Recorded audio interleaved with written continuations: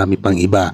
Ayaw nila sa bundok. Madalas silang gumagawa ng mga pugad sa puno ng nyug at sa mga kesame ng bahay. Ayan. So Maya is the Filipino common name for the Eurasian tree sparrow. It is the bird we commonly see.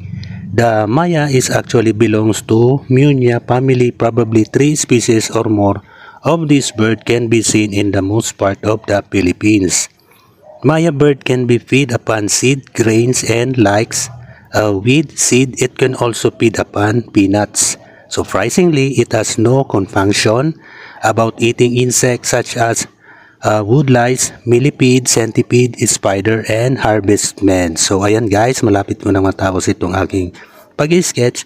Ako po ay nagpapasalamat sa inyo sa walang sawang panonood sa aking mga simpleng sketches. Ayan. So ayan guys, tapos na nga po. Maraming salamat po. Hanggang sa muli. Bye-bye!